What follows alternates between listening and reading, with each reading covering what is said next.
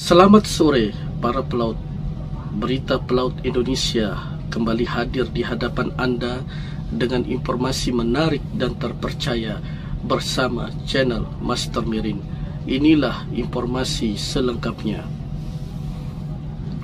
Ketika kapal perang Rusia Moskva tenggelam setelah dikabarkan dihantam rudal Ukraina, tidak ada informasi resmi tentang korban yang dirilis BBC News. Rusia berbicara dengan dua perempuan di Crimea, wilayah Ukraina yang dianeksasi Rusia pada tahun 2014, yang putranya bertugas di kapal Moskva. Hingga saat ini kedua perempuan itu tidak tahu nasib anak-anak mereka.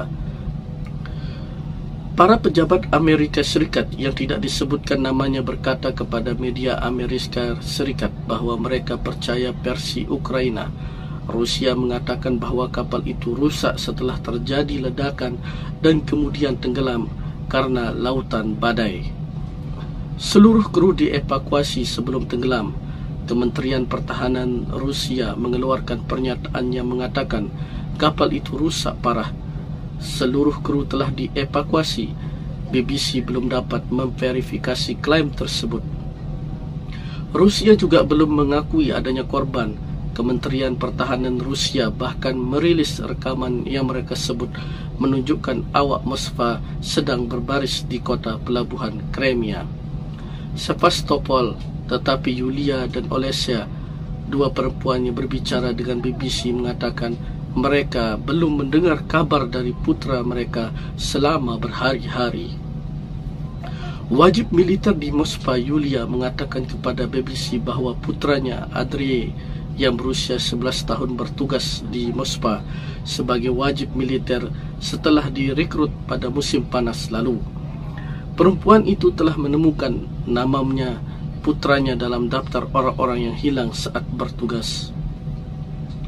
Yulia mengatakan dia menelpon kantor militer setempat tetapi diberitahu bahwa putranya tidak mungkin berada di Moskva dan dia tidak perlu khawatir.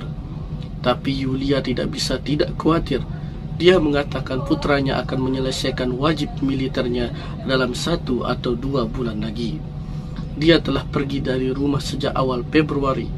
Yulia berasumsi dia mengikuti latihan militer ketika invasi Rusia ke Ukraina dimulai, atau seperti yang dijelaskan oleh para pejabat Rusia, operasi militer khusus. Yulia menjadi sangat khawatir kembali ke pelabuhan Sevastopol. Pada awal Maret, Moskva kembali ke pelabuhan Sevastopol. Yulia dapat berbicara dengan putranya di telepon beberapa kali. Saya terus bertanya kepadanya, mengapa kamu harus pergi ke sana, ke Ukraina? Dia menjawab, saya tidak tahu. Tenggelam setelah mendengar tentang tenggelamnya Moskva. Sambil mengkhawatirkan hal-hal terburuk, Yulia pergi ke Sevastopol untuk menuntut jawaban dari otoritas angkatan laut di sana. Kerabat petugas lain juga menunggu di luar kota. Yulia berkata, seorang petugas menyodorkan selembar kertas dengan sejumlah nama. Si petugas mengatakan itu adalah nama-nama mereka yang hilang saat bertugas. Yulia menemukan nama anaknya di antara mereka. Begitu banyak waktu telah berlalu, tetapi mereka terus memberitahu kami bahwa mereka masih mencari yang selamat. Yulia menangis saat menceritakan pengalaman pahitnya. Dia mengatakan dia mencoba menelpon otoritas militer yang lebih tinggi di Moskow, tetapi itu tidak ada gunanya.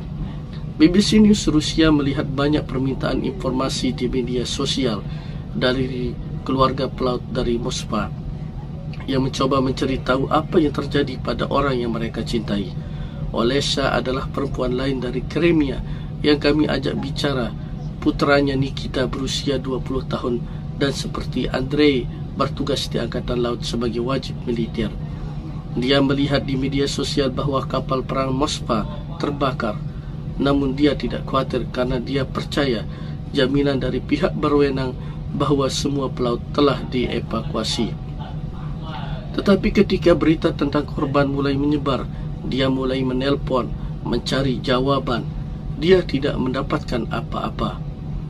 Olesya menelpon beberapa rumah sakit di Sevastopol berharap menemukan putranya di antara yang terluka. Tidak ada yang bisa membantunya. Di satu rumah sakit dia diberitahu agar mempersiapkan diri untuk hal yang terburuk. "Apa maksud Anda?" saya tanya mereka. "Apakah Anda tahu apa yang terjadi pada anak saya?" "Menurut Anda apa yang terjadi?" kata mereka. "Suhu laut saat ini tidak cocok dengan kehidupan." Olesha pergi ke rumah sakit militer di Sevastopol dan meminta daftar semua pelaut yang terluka dari Moskwa, yang nama keluarganya dimulai dengan huruf yang sama dengan putranya. Dia mengatakan ada puluhan dari mereka, tetapi putranya Nikita bukan salah satunya. Suami Olesha mencoba nomor hotline untuk kerabat sekali lagi, tetapi diminta untuk berhenti menelpon. Mereka bilang mereka sibuk dan mereka akan menelpon jika mereka menemukan Nikita. Sama seperti Yulia, terakhir kali Olesha mendengar kabar dari putranya adalah pada pertengahan Maret. Dia menelpon saya dari nomor yang tidak dikenal dan berkata, "Bu, ini saya. Mereka melarang kami mengungkap di mana kami berada, tapi saya berada di kapal perang." BBC News Rusia telah meminta Kementerian Pertahanan Rusia untuk mengomentari informasi tentang daftar pelaut yang hilang saat bertugas. BBC juga menanyakan keberadaan Andrei, Nikita, dan pelaut lainnya di atas kapal Moskva. Sampai saat berita diterbitkan, belum ada jawaban yang diterima.